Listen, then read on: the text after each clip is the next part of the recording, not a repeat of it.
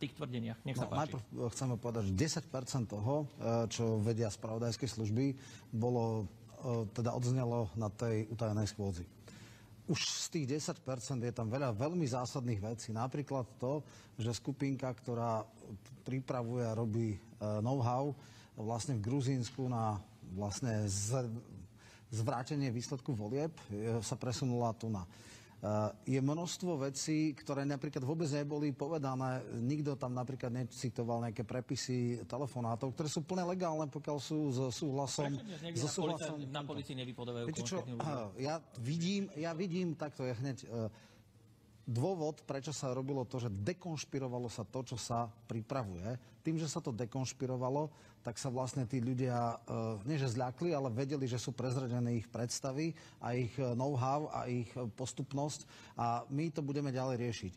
Sú to veci, ktoré samozrejme, pokiaľ OČTK, spravodajské služby určite všetky tieto svoje zistenia posunú a budú sa vyhodnocovať, či je to porušenie zákona, či je to útok na republiku, na jej ústavný systém, alebo sú to len hrubo neetické záležitosti, lebo viete, niekedy je to tenká línia, demonštrácia je samozrejme povolená, ale napríklad blokovanie ciest alebo obsadzovanie štátnych inštitúcií, obsadzovanie parlamentu sa nedá robiť bez násilia a to už určite legálne nie je. Čiže tam ide presne, kde je tá hranica a pokiaľ sú naplánované veci, ktoré sú v hrubom rozpore so zákonom, tak áno, predpokladám, že sa to bude riešiť.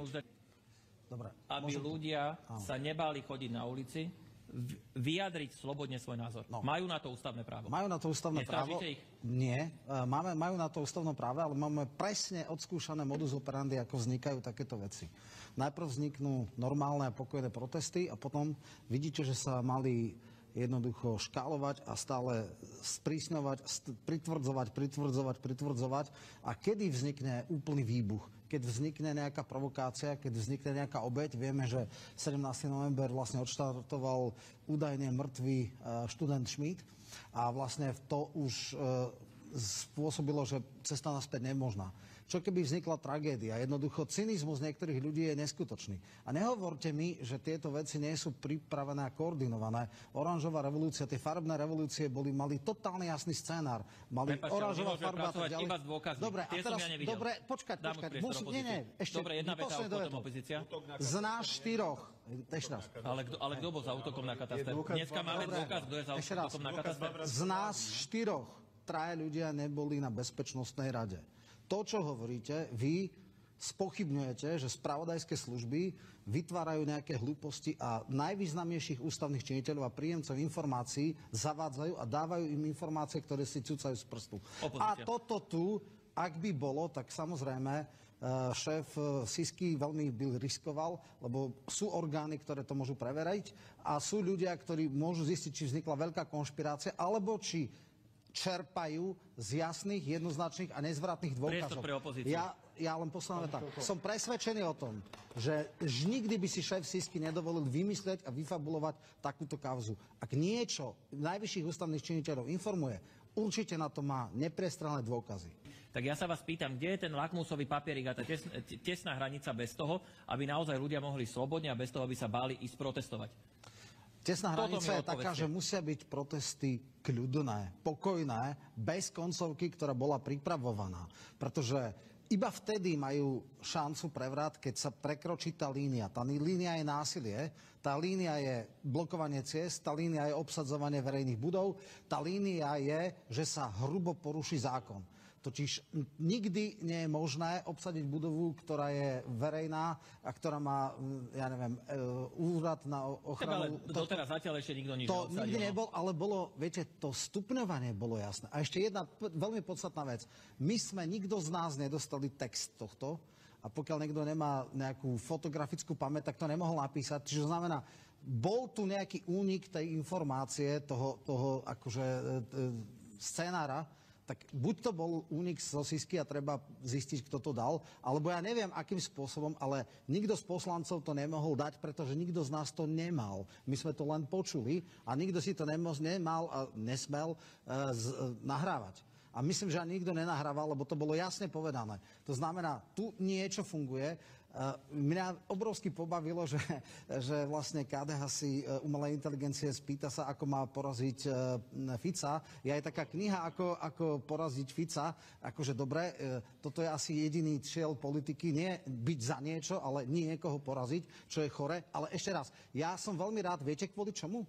Kvôli tomu, že scenár, ktorý zjavne tu bol, a ja verím, že si nikdy Siska nedovolila toto vyfabulovať, sa nenaplní a nenaplní sa preto, lebo všetko bolo dekonšpirované. Vedia, že im vidíme do karát, vedia, že urobíme predbežné opatrenia, že bude štátna správa na toto pripravená a oni si povedia, že neurobíme to. Cynizmus niektorých ľudí je neskutočný. Sú kľudne schopní obetovať človeka, ale teraz sa im to nepodarí.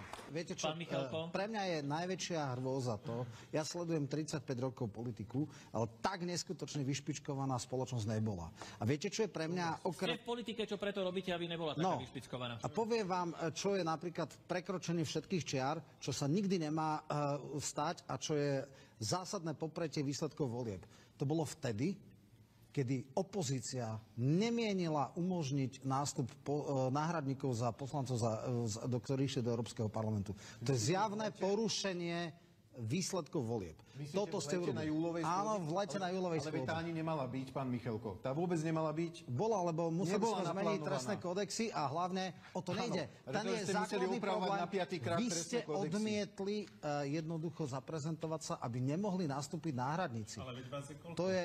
No nie, to je princíp. Jednoducho, ja nečakám od vás, že budete párovať ako v slušných parlamentoch, že keď je chorý tento, ale toto je popretie výsledkov volieb. V dejinách slovenskej politiky sa toto nestalo. A ešte inak, ak chcete naozaj niečo presadiť, musíte sa dohodnúť s väčšinou. A nemôžete, že berte alebo nechajte tak. Je veľa zákonov, ktoré prišli iniciatíva aj opoziční poslanci, dohodli sa na vecnej rovine a bol to buď spoločný zákon, alebo to presadil nejaký koaličný. Že všetko sa dá, my vieme sa dohodnúť, že každú rozumnú vec sme schopní. Koalície, že opozičné návrhy sa nepodporujú. Lebo ste povedali, že nie. A potom sa pýtate, či my budeme hlasovať s vami. Tak vám teraz niečo poviem, ako človek, ktorý to sleduje. Dvakrát v dejinách Slovenska bola koalícia, mala ústavnú väčšinu. Ja som bol veľmi blízko pri tom, keď sa urobila tá koalícia Smeru, alebo vtedajšej koalícii z KDH a prijalo sa vymedzenie manželstva ako zväzok muža a ženy. Vtedy bola koalično-opozičná ad hoc koalícia pri ústavnom zákone a je dobré, že to tak bolo a preto, ak chceme dať ústavný zákon, musí byť komunikácia medzi koalíciou a opozíciou, lebo v tomto volebnom období žiadna koalícia väčšinu ústavnú nemá. A teraz poďme k tým veciam. Aplikačná prax si vyžiadala, že je nutné definovať, že nemáme x pohlaví, ale iba muža a ženy. Muž a žena. Že naozaj sú len tieto pohlavia. A malo to veľa vecí napríklad pri tranzíciách, že či sa majú písať a prepisovať maturitné vysvedčenia a dozadu a neviem čo, jednoducho toto raz musí byť jasne nastavené a musí to byť jasné. Čo sa týka tých kultúrno filozoficky s tým určite nemáme problém. My sme hodnotovo konzervatívna strana s oveľa silnejším sociálnym aspektom, ako máte vy, lebo áno, v minulosti ste všetky divočiny Kanika a Mikloša podporili, čo vás naozaj, vy ste absolútne rezignovali na sociálne učenie cirkvi, ale nechajme to teraz tak. Teraz poďme k tomuto.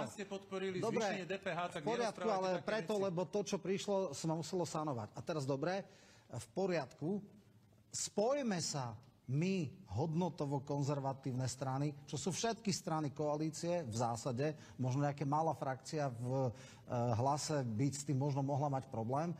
A áno, to, čo je dôležité a čo nás vymedzí ako suverénny štát, my sme najväčší suverenisti. My sme ľudia, my sme strana, ktorá najviac národné hodnoty a vlastnú schopnosť rozhodovať o veciach chce dať. Potrebujeme ísť v tomto ďalej. nie je problém. A teraz chcem vám iba jednu vec povedať. Vy si dobre uvedomte, ako sa budete správať, lebo vy pokukujete po všelijakých koalíciách a vaša potenciálna v budúcnosti, možno koaličná partnerka pani Mešterová, hovorí, že trvá do legislatíve na formuláciách tehotná osoba. Absurdné. Tehotná osoba neexistuje, tehotná žena existuje. KDH, reakcia, a ešte jedna vec, jedna pozor, ešte jedna vec, ďalšia, veľmi podstatná. Pani Plaváková tušie chce dať do trestných kodexov možnosť za istých okolností zrušiť katolícku cirkev, ak by bola vyhodnotená súdom, že je nejaká extrémistická. Nemáme Vy tu si teraz veľmi PSK. dobre rozmyslíte a pre Pán svojich Telčík, potom voličov, pán Danko, počkať, a pomaly musím to končíme. dopovedať, že či podporíte alebo budete tendovať k takejto koalícii a odmietnete náš návrh, že sú iba pohlavia jedno Nech a sa druhé. páči, KDH. A toto, nech to vidia vaši voliči a nech si urobia jednoducho KDH, sami nech sa páči. obraz. Nech sa páči. Logo je marginalita. Slovenský rozhlas, samozrejme aj slovenská televízia sa zmenili teda formu, respektíve sa premenovali a nastavili sa iné pravidlá, ktoré sú oveľa viacej bližšie verejnoprávnosti. Nie poslanci, nie koaličné rady budú voliť riaditeľov, ale odborníci, ktorí sú v rade. Všetko funguje.